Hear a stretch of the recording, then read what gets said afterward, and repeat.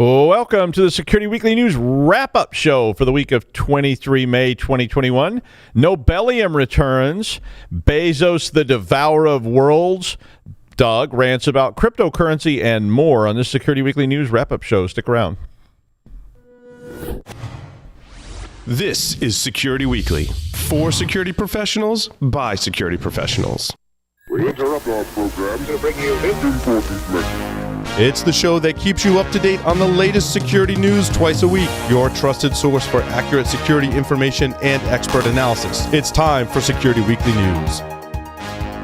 Cybercriminals are working overtime. They're leveraging activity around the COVID vaccine to disguise phishing attacks, hoping to steal money or personal information from your employees or customers. The Barracuda Email Threat Scanner is a free tool you can use right now to help protect your business and ultimately your reputation. The Barracuda Email Threat Scanner analyzes your Office 365 accounts and identifies malicious emails that slip past your gateway and into inboxes. Find the cybersecurity threats hiding in your Office 365 email. Use the Barracuda Email Threat Scanner for free right now at securityweekly.com/Barracuda.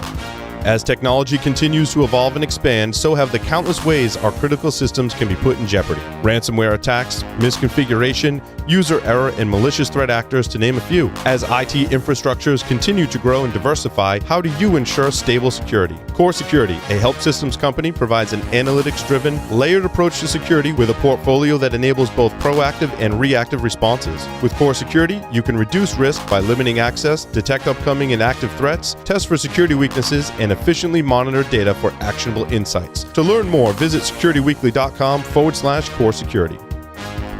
All right, let's wrap up all the show topics of the week. I'm Doug White from Roger Williams University, your host. On Application Security Weekly number 152, John and Mike had Manish Gupta, the CEO and co-founder at Shift Left, on the show. Manish was on to talk about tools, collaboration, and processes that you need to be successful in a modern continuous integration pipeline. So interesting stuff for app development there. On Business Security Weekly number 218, Paul, Jason, and Matt had Chris Hallenbach, the CISO Americas at Tanium. He was on to talk about how people get focused on the patch and putting the patch in, but they forget that by the time they patch, the attackers may well be embedded in the network through other means. I mean, that would be my first step, right? I mean, that would be what I would do, is use that vulnerability to get in, disguise your access, and make sure you have other ways to get back into that system later. So, and then when everybody's focused on patching, you've got, even if they patch and they go, oh, whew, we're all done.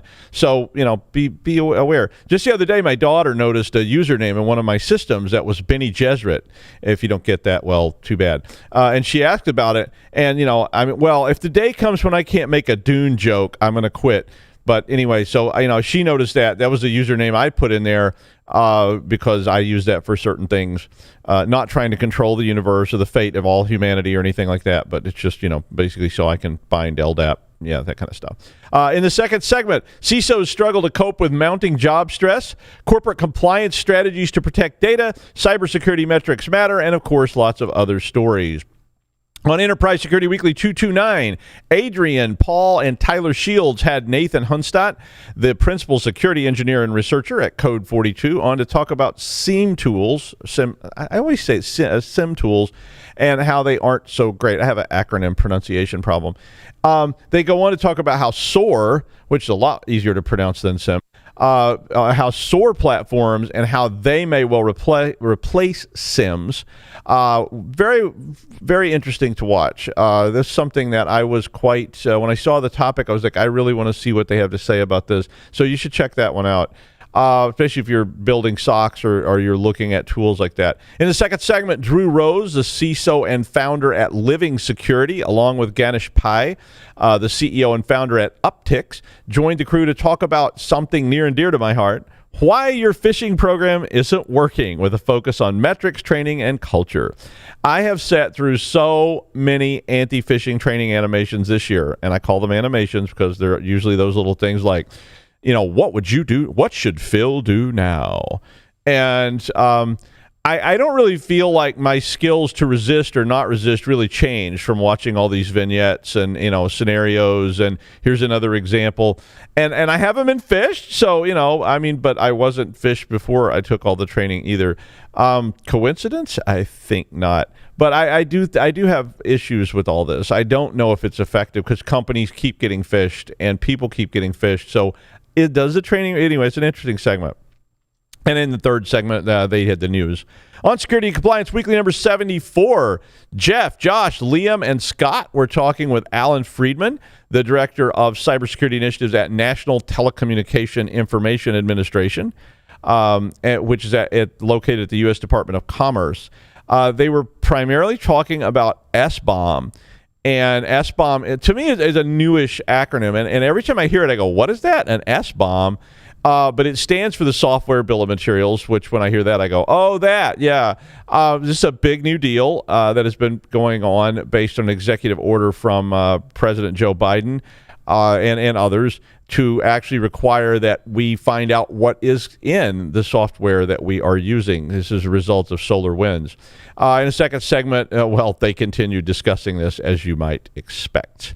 On the Security Weekly News, number 121, Fleming Shee was from Barracuda Networks and joined me to talk about the increasing threat surface we're all facing in the coming years due to, pretty much everything becoming a threat vector. So we had a nice conversation, well worth watching if you missed that one. On Paul's Security Weekly number 696 last night, Paul Batista, the CEO and founder at Polarity.io, was the guest. The segment was about how training is critical, but it is difficult to find time to do the traditional week in Frankfurt type of boot camps that I used to teach. I've seen that change I used to teach week-long boot camps. A lot of you have probably taken boot camps of some sort. Maybe you've taken mine. I don't know.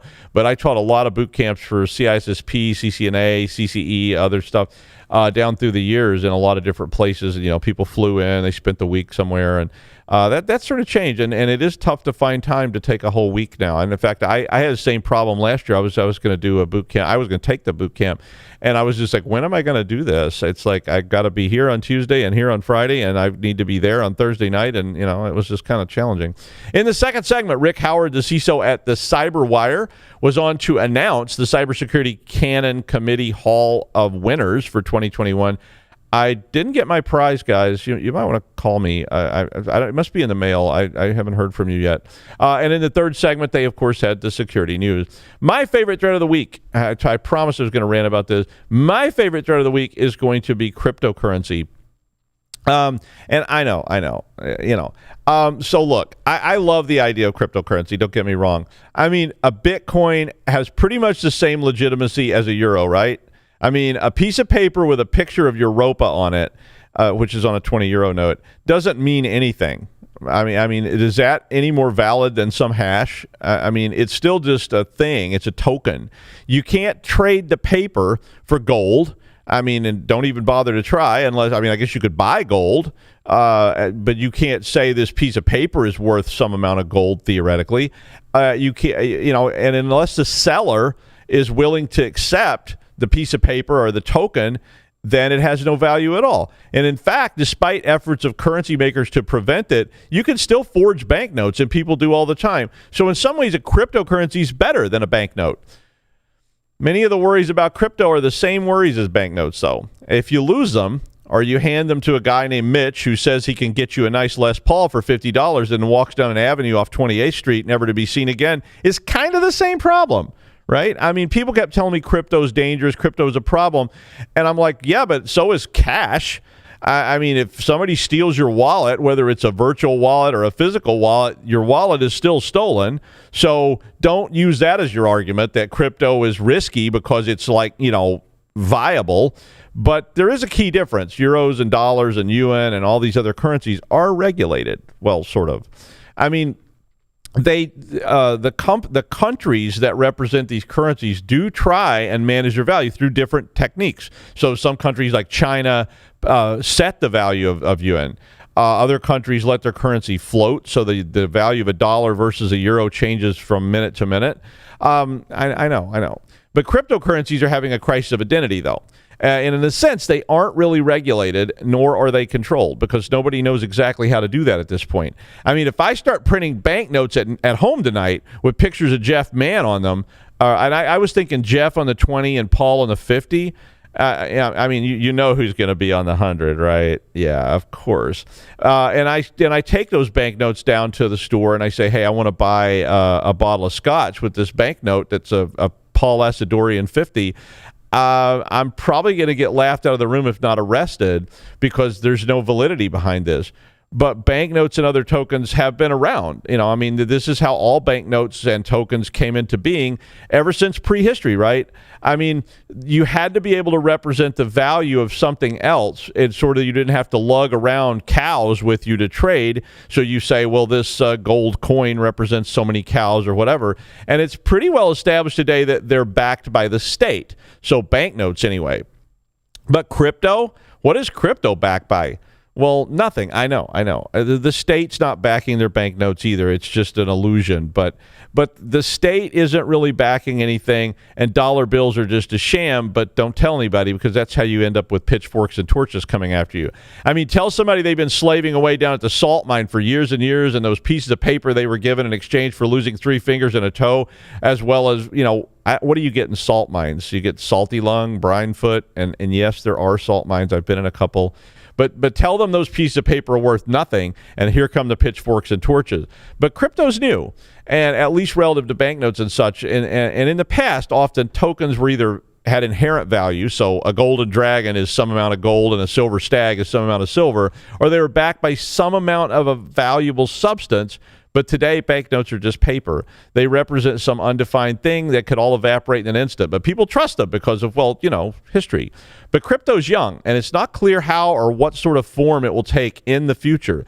So what if tonight at home I create Larry Coin, a cryptocurrency, and I peg it to, say, euros at 1-to-1? Does it have any real value? No.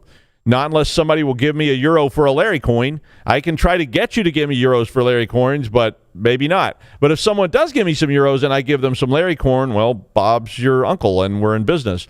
So who regulates Larry coin? I do. Idealists and libertarians will tell you that Larry coin is regulated by caveat emptor, or let the buyer beware, and I guess that's absolutely true. But again, unlike banknotes, there's really nobody looking at that right now. Larry coin and Larry coin policy is just whatever I decide that it is. And if I was, say, a billionaire or even a guy with $10,000, which is, I guess, a deca-air, and a Twitter account, I could start manipulating Larry coin and fleecing the shills. I tweet, Larry coin's about to skyrocket. People start clamoring after Larry coin and bidding up the price. Boom, I sell at €2 per Larry coin and double my money. Leave you holding the bag. You're crying, and whilst you gather up your pitchforks and torches and try to burn down my virtual castle, I'm off to my private island. Anyway, I think we're in a place where there's a coming change. I just don't think I know what it is yet. If I figure it out, I will buy a bunch of it before you do. Find out and sail off into the sunset, suckers. All right, and now the news. So Tenable released an advisory this week about vCenter Server, which is the management appliance software for VMware's vSphere. Which is all, of course, the sort of front end to ESXi, which is the thing that what people, when they say VMware, this is usually what they're talking about. 2 CVEs, one of which scored a 9.8 in severity, would allow remote code execution in the vSphere client. So the 9.8 severity problem requires that you be able to access the vCenter server on port 443, which you may well be able to do if you've exposed your vCenter server. And a lot of people do, because this is the management interface. So and you can control that with a lot of granularity. So if you're allowing users to access vCenter Server so that they can create, run, execute, see, or whatever, various VMs, it may well be exposed. So there were 2 other CVEs in February related to VMware, which have all been patched. But this is one of those systems, and I have one of these systems, that is very difficult to patch. It's not something you just decide this afternoon I'm going to hit update. It's a little more involved in that. But it would be advisable to get on it, and VMware is saying, please patch now. 6 different Bluetooth vulnerabilities were disclosed by CERT. They were reporting on the findings by the Agencia Nacional de la Sécurité des Systèmes d'Information. Yeah.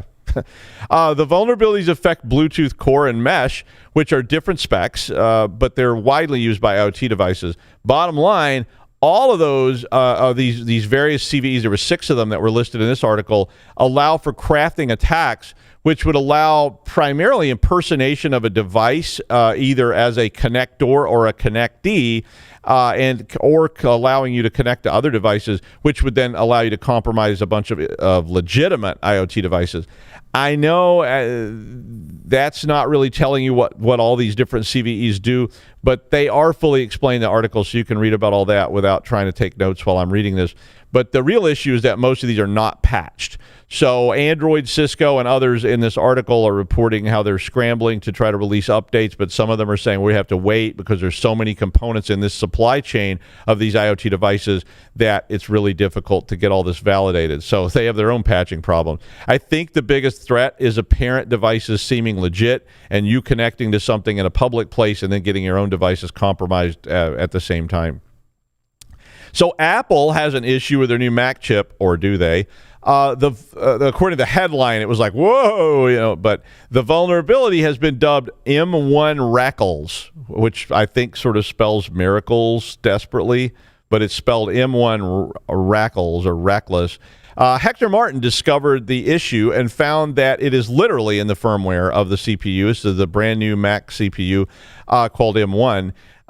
And so that chip apparently has a register on it, which is readable from EL0. So if you aren't up on all your kernel modes, EL0 on a Mac is the sort of equivalent of Ring 3 on like Wintel type stuff, which is to say it's the user level. So this is stuff that users don't really have access to, but this is where computations are done for insecure stuff. And it's called EL0 on a Mac. And that's where you got the name, I guess. The name stands for, in the big book of desperate acronyms, Missing Register Access Controls Leak EL0 State. That's where M1 Rackles comes from. Yeah, sometimes you get desperate for an acronym. But now this register, so this register that's on there can be written to and read from users who are applications that are running in EL0. And so it's actually pretty esoteric. And it was only 2 bits. So he was able to write 2 bits and read those 2 bits from EL0. So, this is... users shouldn't be able to access processor level registers like this, and maybe somebody will figure out what to do with it. I got sucked into this NerdFest article, so I thought I would make you hear about it too. Is it a big issue? I'm not sure at this point, but it'll be difficult to fix. But Apple has also patched a flaw in Big Sur, which is the macOS version 11.4. Now, that flaw is related to a malware called XCS Set. Which came out last year, and the flaw itself is in a systems component of the OS called the Transparency, Consent, and Control, which sounds like some kind of complex dating app, but it's actually the management tool for apps on the Mac that manages privilege levels. So this is just where your granularity of how these apps get to execute comes into play. Jamf, which is a Mac management software company, were the ones reporting on this. They said the vulnerability allowed AppleScript utilities with no privilege at all to piggyback onto an already installed app that had greater privilege. So basically, you could cause your script to execute with some other script's privilege level. So what does this XCS set do? Well, it grabs screenshots, was its primary purpose of what is on the screen. So obviously, if you've got a script running that watches for things like banking apps or other things to open, this becomes part of this, what they call overlay attacks and things like that can grab things off your phone, like your PIN number and such, if it's displayed on the screen. Normally, because those overlay attacks started happening, alerts are triggered when somebody tries to grab screenshots on a phone, but XCS Set does not trigger it because it's using this vulnerability to get around the alerting system. So, Apple has patched it, so you know what to do in that regard.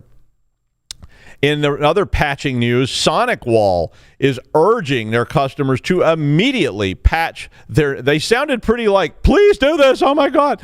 Immediately patch their network security manager in multi-tenant firewall management solutions.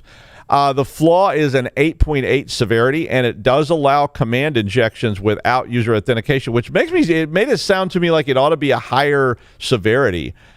but it was scored as 8.8. This is the latest in a series of 0 days that Sonic Wall has experienced this year.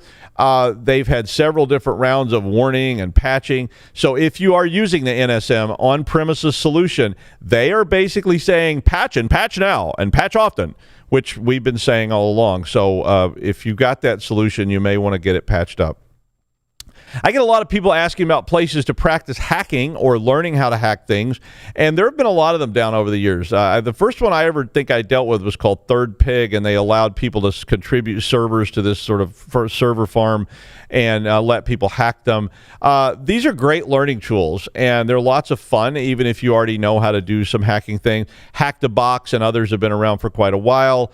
So VulHub, which is what this one is called, is a provider of pre-built Dockers that have vulnerabilities built into them, a la, say, something like Bad Store, which was another one of my favorites, which is a terrible website that has every vulnerability you've ever heard of in, like web coding.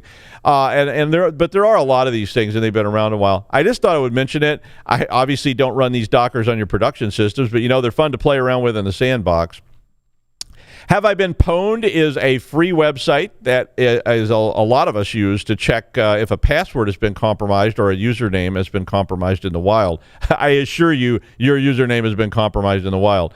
It's that username password combo that really matters, though. It also allows you to see, is it out there? Is it being used out there? And then you obviously should change your password to something that doesn't pop up on Have I Been Pwned. Troy Hunt, the founder of HIBP, announced that it will now be open source and nonprofit.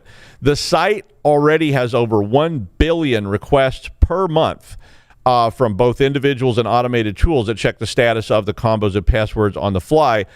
Troy filed this. He wants to move all this to open source and nonprofit. He started this last summer, and they announced that they're going to now be getting passwords that are found in FBI investigations as well. The open sourcing should then, mean that new tools will come about, and this will be more widely available and used. It's a great tool. Check it out. Microsoft found the group behind the SolarWinds supply chain attack with a new campaign running. Mystic, which is Microsoft's threat hunting group, started watching this operation in January, and they've called this group Nobelium since the SolarWinds threat. The Microsoft Threat Intelligence Center then saw them doing recon back in January.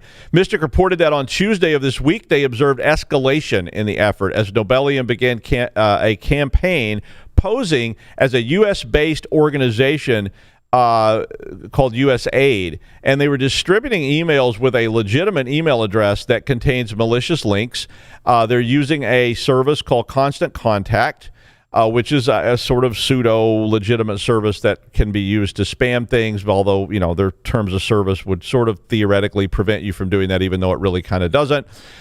In the latest contact, 3,000 individual accounts across 150 organizations and 24 countries have been targeted. They pose as the U.S. Agency for International Development, which has a legit email address. The document claims to be an alert with new documents being published by former U.S. President Donald Trump about election fraud, something there's a lot of people out there that still believe there was something going on there. The URL sends you to a Constant Contact service, which has a redirect built into it, and that sends you to the Nobelium infrastructure. You end up with an ISO file. If you click the ISO, the malware then basically installs itself on your system. It creates a Cobalt Strike beacon so that they can find it and grant persistent access to them. I don't think anybody's really talked about what they're doing with these systems yet, but the attacks are continuing to escalate, and I would expect to see more of this coming very soon. So if it's, you may want to advise your users about these kind of emails if you haven't already. And finally, I keep picking on Elon, but I'm going to pick on Jeff this week. But serious, Elon, call me, dude. We should talk. But Amazon announced they would be buying MGM. That's Metro Goldwyn Mayer Studios. With the lion and the whole, roar, all that stuff. They paid $8.45 billion for MGM, which is kind of like me going to Starbucks for, when you're Jeff Bezos. It's like if I went to Starbucks and bought like a large coffee, $8.45 billion for him is kind of like that. The idea, though, is to allow allow Amazon Prime streaming to really bolt on a massive library of films and such that MGM has been producing since back in the early part of the 20th century. They're one of the oldest studios out there.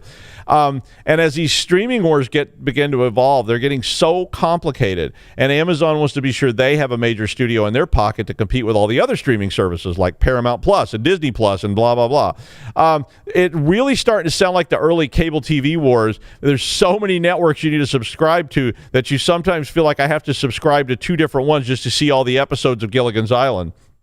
I mean, I'm guessing, based on business theory, that the behemoths will slowly devour all the small fry in the sea of entertainment. And that's the news wrap-up for the week of 23 May 2021 in the declining time of plague. Please get your shot. See you next time on Security Weekly News.